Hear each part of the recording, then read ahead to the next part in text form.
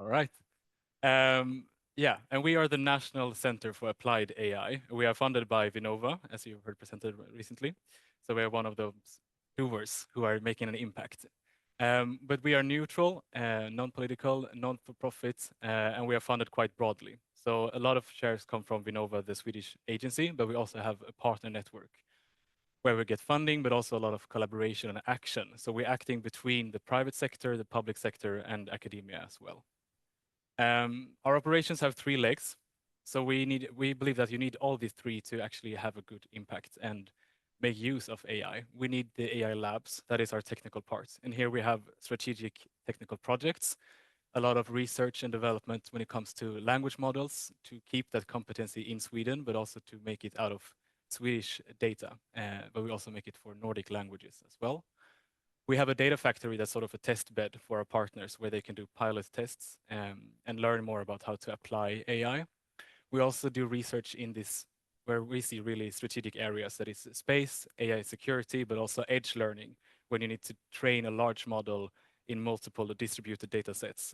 That can be because of privacy concerns when it comes to health data, or when it comes to like vehicle fleets, how to train a large model distributed. Then we, of course, have the adoption parts where we have a lot of transformation programs, maturity assessments for our partners, talent programs, and we run these sectoral initiatives within mainly healthcare, energy sector, and for municipalities. And then I work within the ecosystem leg. And this is where we need to glue these parts together. So we have the skills and we have the data, we have the computing power, how to actually catalyze actions. And that is by collaborations, relations. So we have these networks, we have startup programs, we work with public policy and both nationally and international. And we also have a platform called My AI, which I recommend all of you to sign up to. I will share more about that later. So the Swedish AI ecosystem, I will talk about our partners, and of course that does not encompass all actors in Sweden, but we have a quite broad representation with over 140 partners.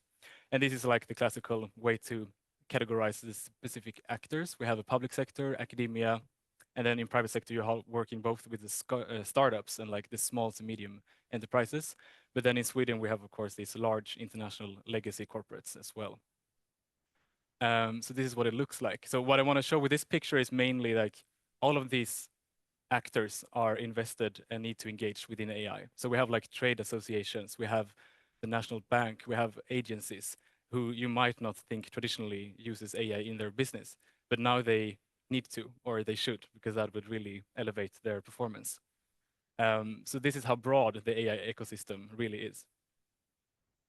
But I also want to share what we call an AI strategy for Sweden. And this is not a governmental paper, it's written from us at AI Sweden.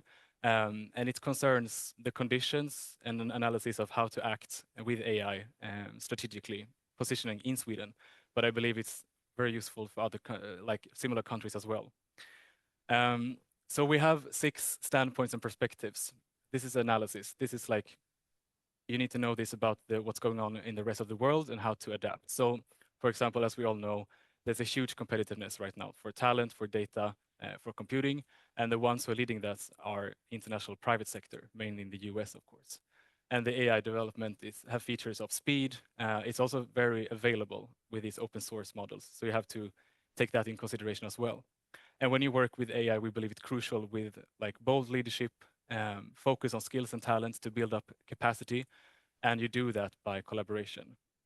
But then looking forward, we present key principles on how you should act. And I will link to this later as well, so you don't need to read it now. But this can sound quite obvious, of course, but what we really want to emphasize is that you need to work with the front runners. You need to support those who are already doing their best. So the main point here is that we want to really support the front runners, but also unlock and share their experiences to the rest. So that is to like invest everywhere in the ecosystem. You need to incentivize sharing. You need to do strategic collaborations where you actually open up and share the solutions that comes out of it. Yeah, and then finally, what we are working on right now, AI Sweden is a lead actor together with agents from Finland, Norway, and Denmark. We have been appointed the mission to prepare for a Nordic and Baltic AI Center as well. It's by the Nordic Innovation Agency, part of the Nordic Council of Ministers. So what we see is that the Nordic countries are not doing good enough. In the international rankings, when it comes to AI capacity, we see how all the Nordic countries, as well as the Baltic, fall. So there's something that is not really working, or we're not keeping up the pace. And we believe we need to counter this with further collaboration and focus on adaptation and accelerate the business that we're doing in AI Sweden, but on a Nordic and Baltic level. And we see this stressed as well from the European level, that they realize for our competitiveness, we need to engage more. We need to integrate AI into existing industries, whatever it takes. It's supposed to read there. And what we see that the Nordic and Baltic region is very suitable for this. We have a lot of common areas in terms of integrated when it comes to culture, languages, but also our economies are already somewhat integrated. So we really want to build something on this. And we have the structure of the Nordic Council in place, where the Baltic countries are also participating. And we believe this should be a sort of world-class, ambitious institutes. Not in all areas, of course, but we want to really niche some specific projects where we can help solving business challenges. And again, we want to support key organizations, and we want to accelerate the innovation and adaptation of AI within those. And then altogether attract the Nordic and Baltic region for talents, investments. By pooling our resources, we might heavily re-leverage on EU grants as well and stuff. You can read more about this initiative at newnordics.ai. We're supposed to launch in Q1 next year. A lot of stuff is still under development, but please reach out if you're interested. I think I'll stop there. Thank you so much. Thank you, Gustav. So now welcome back, all the panel. So thanks a lot, Gustav, for this very nice presentation. I was a bit intrigued about this slide you showed about the ranking. So what do you think is this coming from? Because it's like, for me, it's not fitting to the impression I have from the innovation here, in particular in Sweden, about all the innovative companies, the AI companies. So what's happening there? Yeah, no, of course, like innovation is one part and AI capacity is one part. And you should always take these sort of rankings with some skepticism, I guess. They emphasize really the mass of the initiatives. Like the larger countries are scored heavier than the smaller ones. That is what we see, like when Saudi Arabia really open up their wallets to invest in AI, they climb quite highly. But I believe that's, at least you need to actually make use of AI, and that is what all of the world is like aiming for right now. You have these global AI tech companies like Google, Microsoft, Meta as well, but you have these legacy corporates, like here in Sweden, you have Astra, Volvo, SKF. Like, how can they actually use AI?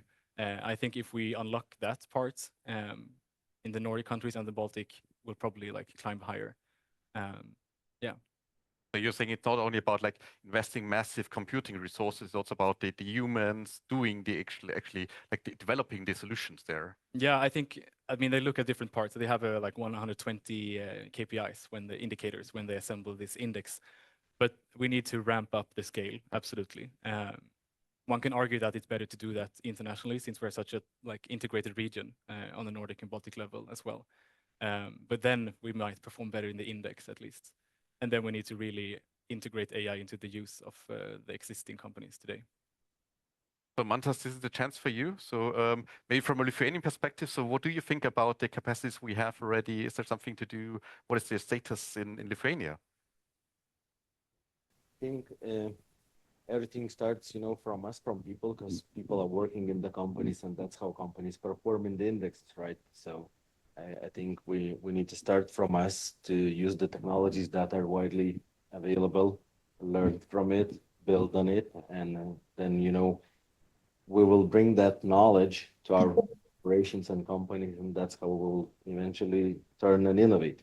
As you were speaking about that capital investments in the hardware, I wouldn't say it's a major factor, at least to my understanding at this point in time.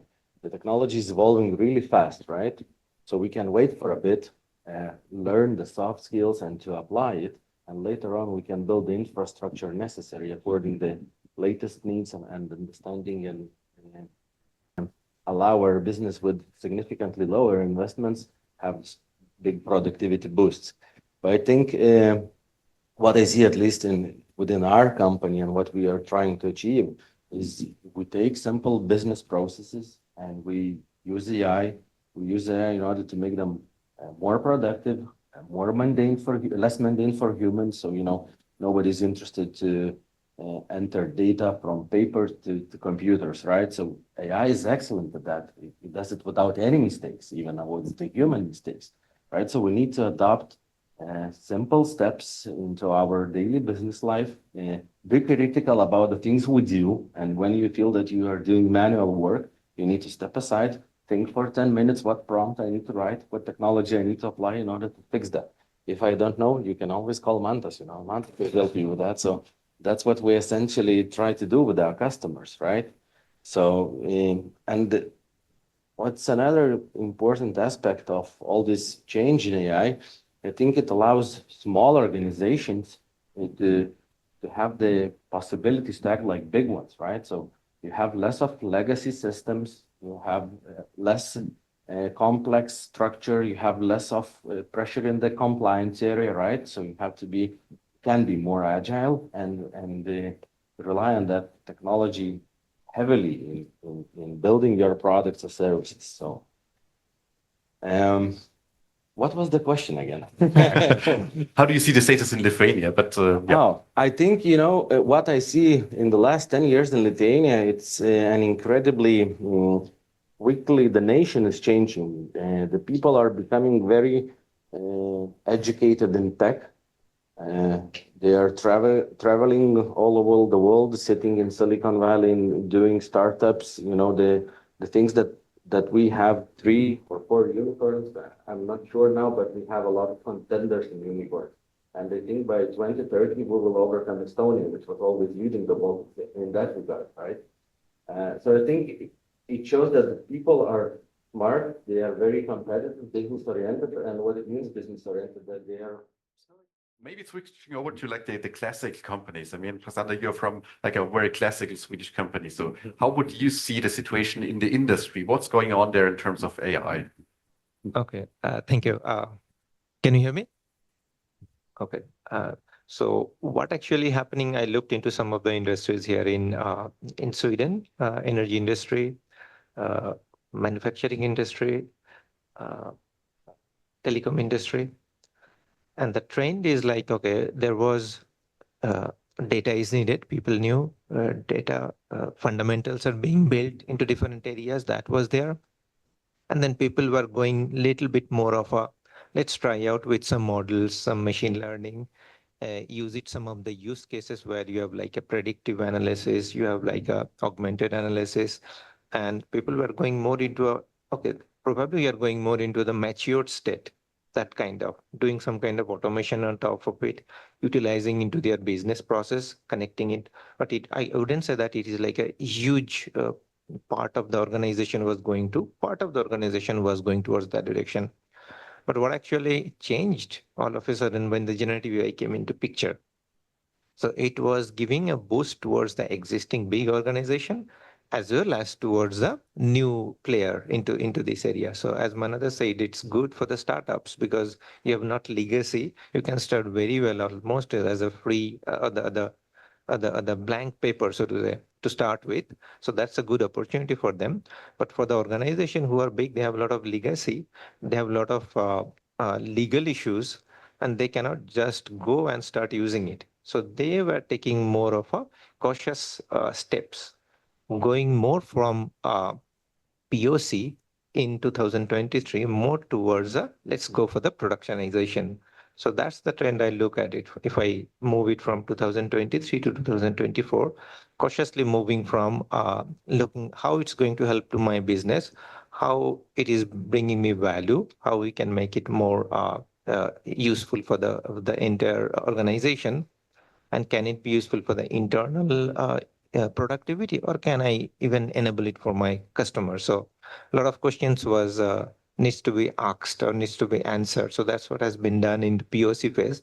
Now people are gradually moving more towards the productionization phase. So that's what is happening, at least from my view. So still a lot of experimentation going on and finding the Yes. right use cases for these kind of techniques, I think. Exactly. And And it is also evolving with a huge speed. That's also Yes. everybody is kind of accepted it. And another thing is that Now, because of the generative AI and the chat GPT, you cannot stop it. So that also people started understanding there is no way I can block everything and I cannot allow my employees or the customers not to do it. Yeah. It is a given. Now, how you adapting it or using it, it's up to the organization. What Prasanta was saying about large companies, what is happening, what we see from our cybersecurity viewpoint is that people in large companies that are slow in adopting AI, so the employees start to leverage AI capabilities on their own. So it means that this all private and confidential data is being spread.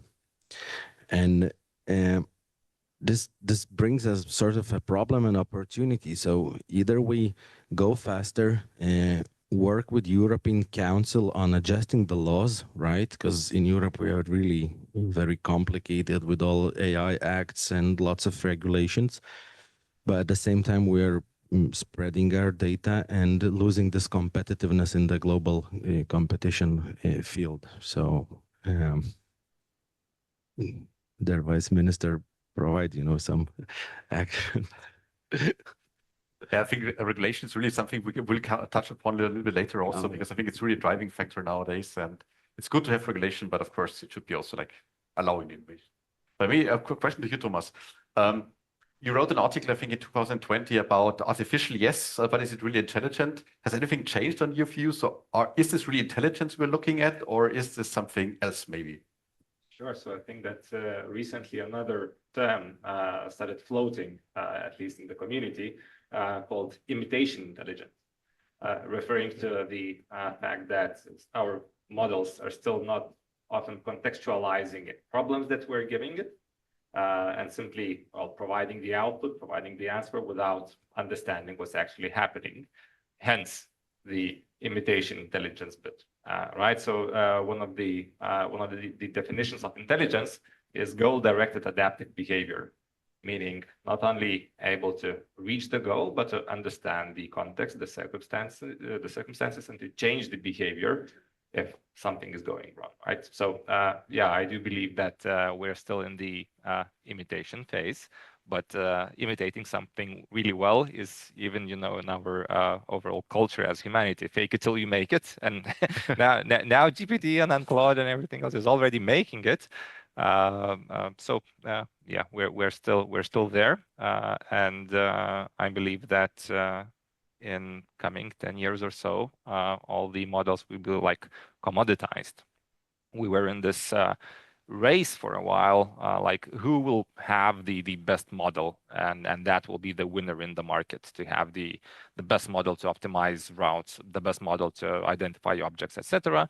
I believe that with everything that's happening with models that are publicly available on Google Cloud, on AWS, the open source models, that it will be commodity. Basically, we will all be able to tap into it, and then we will have to rely more on what we can build around those models. I mean, with your deep knowledge about like how these models are working, what would you recommend to innovators, what they should do? I mean, if you want to I want to apply AI, what should I actually do? So I believe that in the last 10 years, we have been working on, 10 years ago, we've been more working on products for large organizations, solving particular problem really well. They had a lot of money to invest, and making gains of like 3 to 5% at scale means a lot.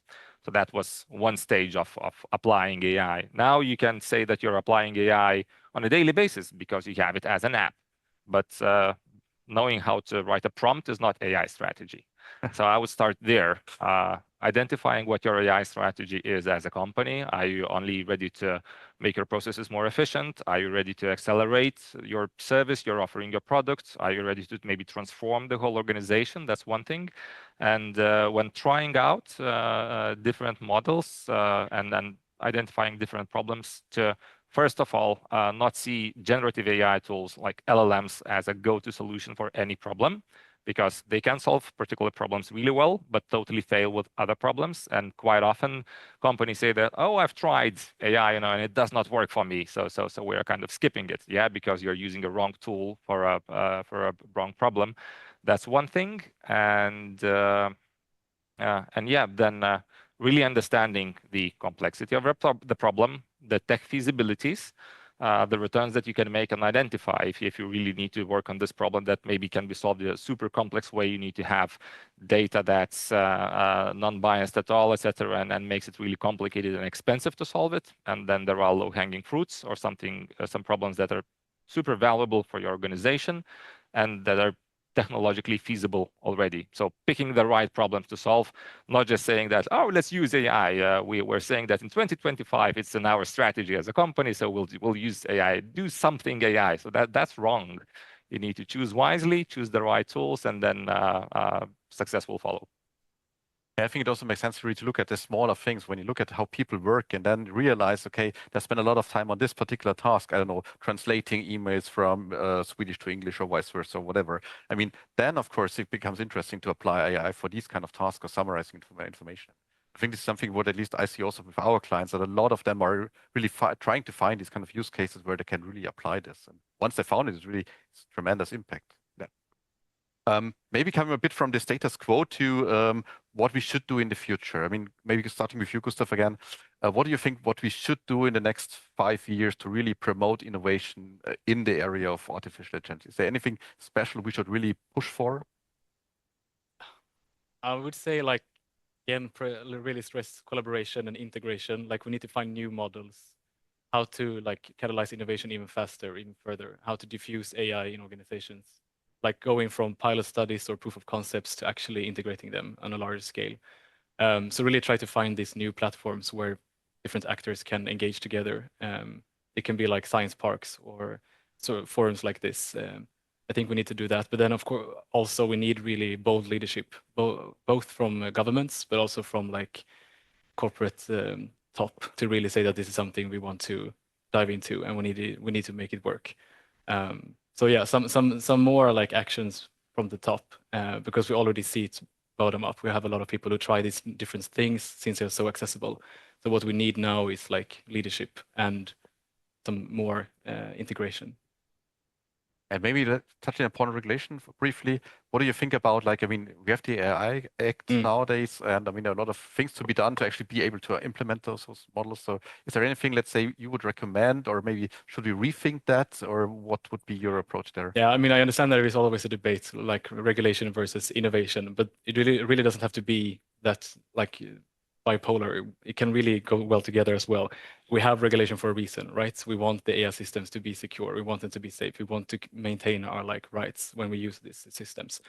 The AI Act, we haven't really seen it tested yet since it's so new. I think it also will depend on how you interpret it. Like each nations will have to have their agencies working with it, and already there you can choose to be very like pro innovation or be very cautious. But I think the way that we actually use AI Act will of course also be important. So absolutely emphasize the innovation part. But yeah, I mean, it's there for a reason. I don't think we should be too critical about it. So companies should come to Sweden to do this kind of models, or sorry, companies should come to Sweden to do this kind of models. Exactly. Yeah. Okay. That could be one. Yeah. Maybe Matas, to you, because you also have like a experience in the US. You've been doing some stuff there, and you have a lot of experience with also the generative AI stuff we are seeing nowadays. I mean, what would be your recommendation in terms of what we should be looking for, what we should be pushing for? What would be your recommendation there? I think all the companies should do hackathons internally. So spend Fridays gathering together, brainstorming ideas and applying. I think AI is going to bring us lots of personalization that can be easily applied to hold your customers and make your services really tailored to the customer that is using that. So it means we will be able to create way much more value, and the business models will eventually innovate, right? So it will be a bit more complex. So I think we need today to start those tests, do it, and check the results, how the market is reacting, and so on. And at the same time, to that regulation part, you know, all the numbers when you are comparing countries or regions, we are falling lower and lower because of our GDPR act and the protection that we have. So I think we need to build some, ecosystems that are allowed to leverage the technology with less regulation, and then to find the ways to regulate it instead of being equally strict on across all the industry. So probably that's my 2 cents on that. Maybe Prasanth, passing on to you. So what would be your, let's say, recommendation for the future? What should we do? What should we push for? What's the best thing to do in the next years? Yeah, I think the primary thing is the innovation. That's the key of the success. And why I'm telling this one, everything is changing very often. You have the technology, you have the latest technology, but how you like to use in your own purpose, that's a technology cannot come and tell you. That's what each and every individual organization has to come up with and actually explain or understand how do I use it. So that's why continuous innovation is very much needed. And second thing is a vast area. Things we talk about LLM, but probably what's in it. Even I went to Microsoft. I shouldn't say it, but okay, I take it back. But I say I went to a very big organization and asked, how does it work? They said, even probably we don't know exactly yet now. So that kind of. So by saying that, a collaboration is a key, because without the collaboration, you aren't able to discuss with each other. And if it is solved by team A, that should be utilized or reutilized by all the other teams and take it to the next level. So innovation and collaboration, I say, is going to be key factor. And in future, if I talk about the more of AI and generative AI, it's more of a fit for purpose. That's what is going to come in. It cannot be that open-handed, so that it cannot be utilized, because at the end it's a business. Business has to be done. So for that, it has to be fit for purpose. So these are the 3 things I look in it. Is there any specific support you would be looking for, or some things? I mean, okay, we can buy more computers. That's maybe one thing, but is there anything else you could imagine, like which would promote this innovation process? Yeah, I think Manadas touched upon this collaboration part, hackathon and intercompany discussion, where you don't have the competitive edge between, like, you are not competitor to each other. So those kinds of things are very much important. Learn from each other and take it to the next step, that kind of. Because a lot of people do have ideas, but make it to reality, that's where it where we need to work on. Maybe Thomas, to you. So do you think that also like culture plays a role? So like, I mean, I would say there's a kind of difference between like the European culture and the American culture, maybe. Do you think this plays a role? So can we utilize our, let's say, cultural values also when being innovative, when really driving artificial intelligence forward? Is there anything we can do maybe better? Yeah, I believe that at least what I hear about us as Lithuanians, that we're often super straightforward. And sometimes that's a problem maybe, but I'd like to see that as a superpower. When you're working with digital transformation or innovation and bringing significant changes to companies like we are doing now, I believe that being super straightforward but empathetic at the same time, understanding that. Well, sorry, I'll take a few steps back. I believe that every company is a technology company now. And okay, we might argue about that for a couple of years, but after a couple of years, definitely every company will be a technology company. And what that means is the core of the business. It means that decision makers, leaders need to have the right digital literacy, because they are now making decisions about how technology will be implemented in the organization, which projects to fund, etc. And it's not geek stuff anymore. It's not just for the IT guys. It's the priorities of the board and the C-level, basically, right? So it starts here, having the strategy, but then understanding that even with hackathons, while I do enjoy those and participate in them sometimes as well, we are often asking our teams to eliminate themselves out of their jobs, basically, right? To find a way to do something that they're already doing with tech. So what that means to them, how we're making sure that we are straightforward about it, because people have fears. Can we be straightforward about those fears, and how we will be mitigating the risks, providing them with the right skills, the right tool set, to reskill, requalify, start new careers that might be digital careers or using tools to remain successful in the job market as a country as well, right? Supporting all the companies going through this journey, and I think we're talking about AI a lot now, and not talking enough about low-code and no-code solutions. I won't give you a full keynote on that, but just really quickly, we had Microsoft front page in like 1998, and it was okay, but not really. But now we have no-code tools that enable people automate processes, connect systems, pass data, identify triggering points, blah, blah. But basically what that means is not relying on IT teams as much anymore, being able to automate your own processes, like as a team, etc. So I believe that we're getting to a stage where we'll have 7 billion software developers in the world. And we need to get ready for that. And then, a lot about this transformation is in our cultures. Are we open and honest about it, or are we sugarcoating stuff, sugarcoating the risks? And if we do, it's a problem. So I'd rather be straightforward and deal with it as quickly as we can. Since you just mentioned it, maybe one additional question here, because I mean, if you want to have like so many developers or everybody being a developer, there's a lot of education involved. So, Yes. and I think you also mentioned some time ago, like understanding is very important. So how would you make these kind of complicated stuff available to like normal people doing their own job? So what would be your approach there? I think that as a union in EU, in every country, as much as I've explored, we're all following a similar path of having upskilling, reskilling programs that are funded for both employed and unemployed individuals to gain the tech skills, basically. And I believe that's the right way technically. But then when it comes to the culture, maybe creating a culture of understanding that all the changes with AI are inevitable.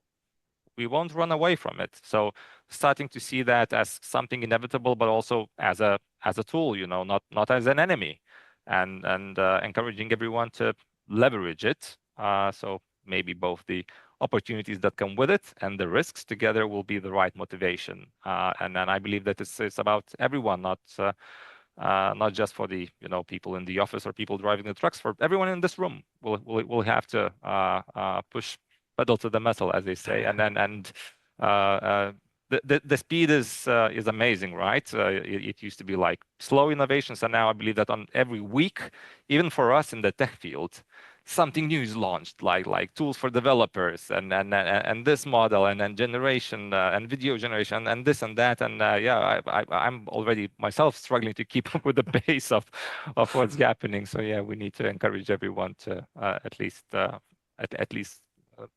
stay with the wave and try to use it for their own good.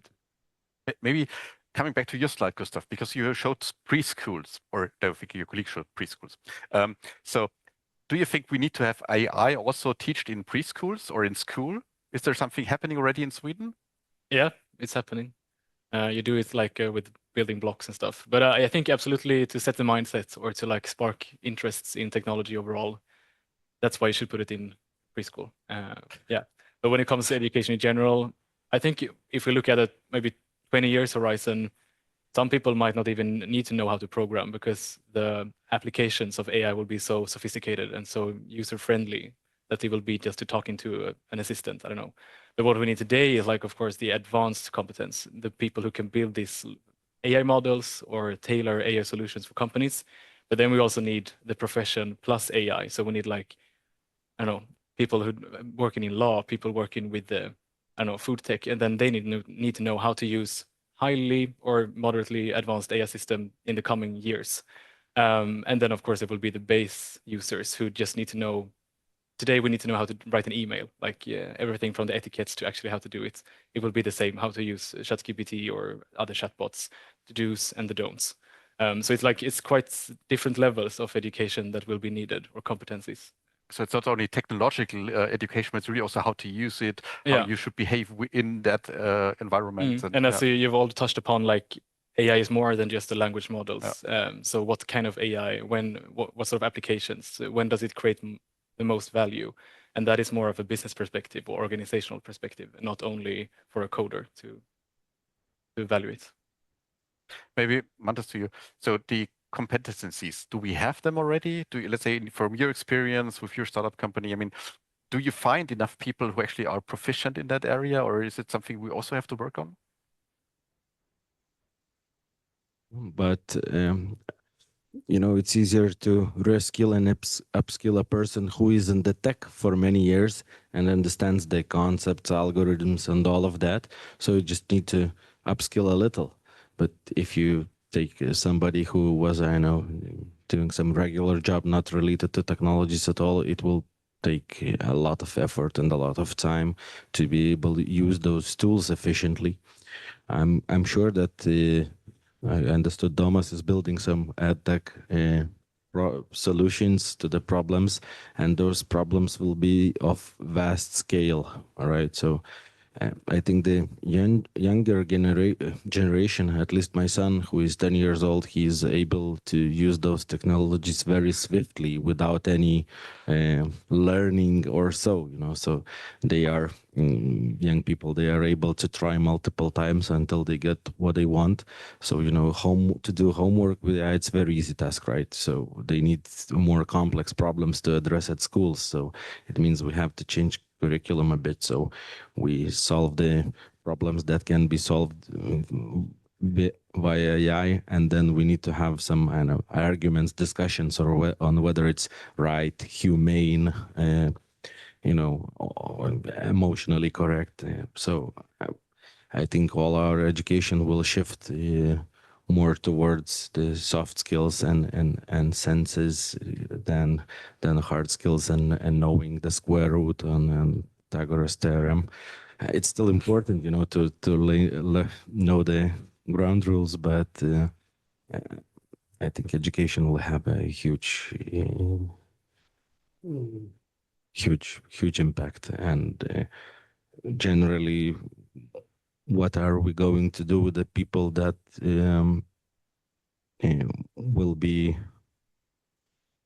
will be replaced by AI, right? So we need to work on reskilling programs and provide the means to live further. And if putting aside the economical part, that you need a salary to live, so I think the governments will come and will start paying off some money, that you are just a live person, because it will be tough to find a job. I mean, coming to that, I think I recently read a story about is it really true that artificial intelligence will replace humans? Because I mean, we have seen a lot of technical innovation in the past, and I mean, basically, humans have always found a job afterwards. I mean, they had maybe to change jobs, but it has been like a transformation process. Not that there are not jobs anymore. Maybe passing on to you. So, what do you think? Would it be like a replacement, or is it like an augmentation of humans with these technologies? No, I think that's my belief that it will not happen, that replacement. So human is always more intelligent, or will be probably always more intelligent than the machine, because we always say chat GPT or whatever, but this human touch is still missing, right? It will come, but still there will be something that, okay, human will find its way to go to the next level. More and more repetitive work obviously will go to AI, that's for sure. But when it comes to more innovative things, combining things together and building something new, that's where human brain works the best still yet. It's proven. So it will continue the same way, but we are getting more and more tech support, because one of the thing I could share one experience. So there was a meeting, and then people came from IT, people came from business, and it's very common. People say, "Okay, I'm coming from business," and another person, "I'm coming from IT." And after a while, I just stated a statement that, okay, in future there will not be any IT guy, there will be any business guy. There will be one guy or one people who knows everything. So that's how it's going to change in future. So yeah. Yeah, I think it's also like, I mean, today you don't have to understand a car to drive a car in the very end, right? So it's something where you can use the technology, have a basic understanding of what's going on, but basically apply it. Maybe coming to you, Thomas, with a last question. So, I mean, this economic, let's say, impact of artificial intelligence. Well, what would you see there? Do you have any thoughts to share on what will be the impact on the economy? Will it like AI driven, like everything, whole of the GDP, or is there something like it will focus on certain areas? Do you have any thoughts on that? Well,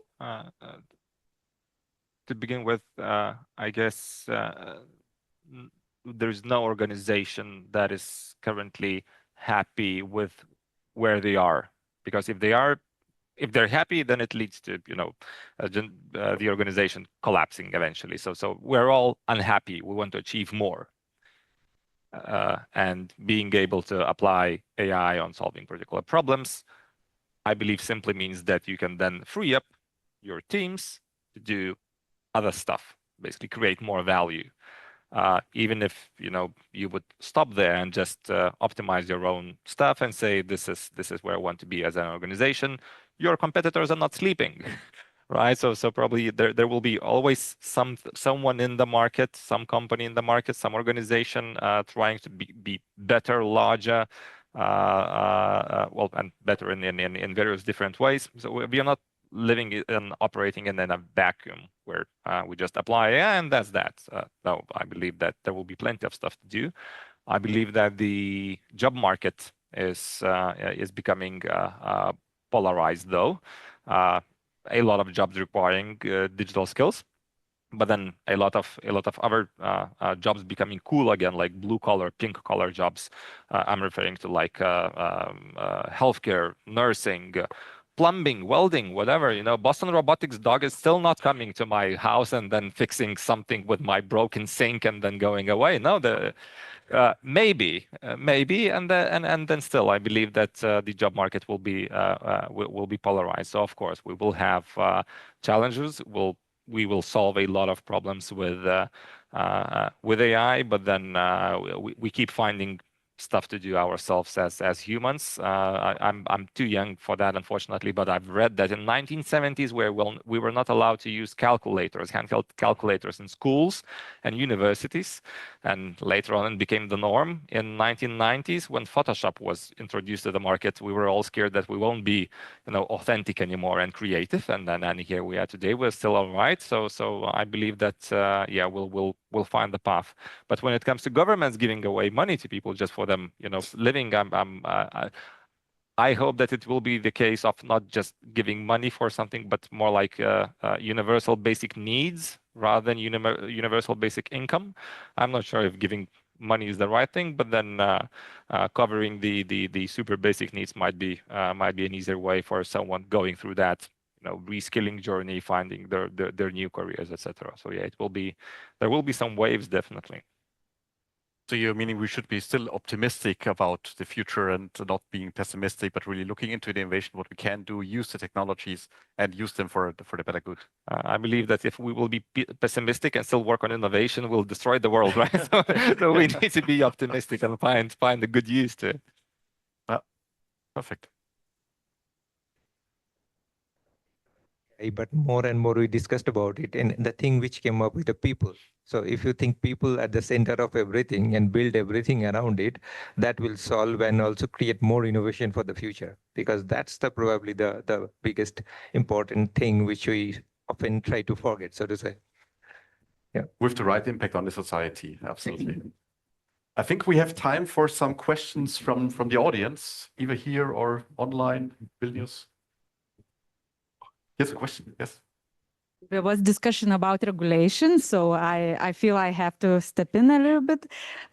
So one of AI Act features is that every member state will have to introduce this AI sandbox, and Lithuania is working on that. We hope, like really in a week or two maximum, to present to move on in government with legislation, which is all nearly finished, as I mentioned, to give this start for AI sandbox. Which is safe regulative environment for new products to be piloted and for business to take to be sure about the risks coming. So this is one of major things I see for this tight regulative environment, which came to EU thanks to big members. And I'm very interested also what's the situation in Sweden. Regarding the sandboxes, Yeah. or okay, I'm not really the expert to ask there, but I know that recently the government have issued what's it called in English? Yeah, a survey. So in 1 year they will have in place the jurisdiction, I think, perhaps sooner, but there is an ongoing process, at least about between the expert organizations on how to do this. And then, as you said, the regulatory sandboxes are also in the work, but I don't know the timeline for that. Hello, Oleg from BNI. Question about availability of the AI in the future. Right now we have a big splash or the development in integration of the AI in the business models for startups and also big companies as well, which is being the part of their business sustainability. For future, when the time will come to pay the bills actually for the AI, where we invest our time and knowledge to train it, what's going to happen? Like, do you have any prediction around that? Is there some risk in the availability for everybody, or it will be all good and we share it somehow? Who wants to take this question? So I guess it's I might try a bit. So probably there's a risk of availability of computing power. Right, so a decade ago or so, we were all training our own models in our local infrastructure, started using cloud later on, but now more and more models are owned and or trained by large organizations. It's an arm race to some extent. We're in a need of chips being developed and then sold. So that might be one of the risks, basically, that we rely a lot on AI. We need a lot of computing power. Are we able to build the enough technology? Basically, another challenge might be electricity, actually. Do we have enough power to run the machines if we rely on AI a lot? So that's probably one angle, but another angle when it comes to availability, I believe that building AI solutions, integrating it in your organizations is becoming from super complex projects to more like connecting the pipes, basically. A lot of the models, a lot of the solutions that are available off the shelf already can be connected one with another, and then from needing a team of data scientists and engineers to build a solution for you, that takes, I don't know, 3 years. With a lot of stuff that, let's say, is available on Google Cloud already, you can get to production in like half a year, 9 months or so. So it's becoming super quick. So maybe that answers the two aspects of availability, if I understood the question correctly. So maybe colleagues will add. I can try to answer. Like for the big organization, they are exactly having the same question today. So the answer to that to try it out to see which model will work. And model means which format will work for the future. That's what they are trying to do. So the way I see they are doing it, first creating a centralized approach and asking the business to come on there and trying out different things. And once they see there is a value, then they want to scale it out. So that is, and also what has been mentioned about the responsible AI, they are very much concerned because they cannot just go and enable something for their customers. So that is happening from the organizational perspective. But for the startups and the small companies, main advantage, which I see, the enablement of the cloud. Lot of things because of the cloud enablement, it's becoming much more easier for the startups to go into the market well ahead in time and still be competitive. So I think this will again go and continuing in the future and will help both AI in collaboration with this cloud computing, so to say. So that will give a huge advantage for the startups also, which was almost impossible if we go pre-cloud situation. All right, can I have, yes, but very short and very short answer. Sorry. Thank you for a beautiful presentation. I have a short question maybe for everyone in the panel. So we were talking about social skills and employment problems with the AI. What would be the 5 best skills to develop for the future? Emerging skills, maybe new skills. Thank you. I will start from the most important one, curiosity. Oh, so we need to one skill each, right? Focus on delivering value. So understanding what value you're delivering with whatever tasks that you're working on, and understanding how to make it better and better and better and better. Yeah, for me, the being more agile, like agile mindset is very much needed. We talk about before, again, 5 years, 10 years, it was different than what is today. So mindset, if it's become agile, then you can able to adapt more and learn more. Curiosity is really good. I'm trying to find a second. Maybe you want to go first. Maybe I was just about to say, like, science is very important, that people have an understanding about what's actually going on. So understanding things, I think. I guess I'm gonna, I have a proposal. So from business side, I think 3 skills for success are important. Yeah. Can I get a mic? I would say that in the business, 3 skills are important for success. First, to identify a problem. Second, to define the problem. And third, to solve the problem.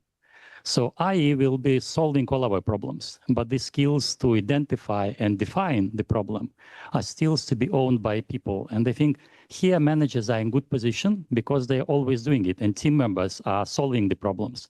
But for team members, it's a challenge to learn this managerial skill, to be more proactive in identifying problems and defining them in a way that the machine will understand it correctly. So I think thinking clearly is the skill which we have to develop in order to capitalize on AI without problems. And I could just finish off, I would say emotional intelligence, if that is a skill, so to say, because more and more of the hard skills are being optimized by AI. So what we really need is to become more, understanding of each other. Thank you so much, but I will close our questions here. And to Vilnius, do you have any question? All right, so I actually have one very short question. So there are lots of SMEs in here listening, and of course everyone heard, and our presentation is about, is it hype, is it real? And we heard that every company will be digital, more or less. So imagine that an ordinary SME from Lithuania, what would be the roadmap, like 3, 4 things to start doing for them? What would be your advice? Yeah, any one of you want to go? Yeah, because I'm working with SMEs from Lithuania and I'm advising them. So I think first of all, you need to spot the repetitive processes that you have. It's really easy case to apply AI on and get the benefits immediately. It doesn't require investment or so. And the second part is think through how your current business model might benefit from having AI, right? So you can try to build some higher customer experience in being more personal or provide some more value to the customer. So it varies from case to case, but I'm pretty sure that if you're curious and try to possess all those skills that we mentioned before, you will succeed soon, or otherwise come to the events. I know Domas in AI Lithuania are arranging some events. Come to us and we can talk this through and find answers. Yeah, I probably only add that it might be worthwhile to understand where you are as an organization, your readiness to adopt the AI solutions, to build a strategy, well, a huge strategy or a super small one, but still to know where you're going, and then start identifying low-hanging fruits, I would say, to identify first successful AI adoption use cases in your company, so that it would have a snowball effect for you, and get your team ready for that journey, because it will be an interesting one. So I guess thank you, everyone. It was quite an overview of the AI landscape. Thank you a lot and for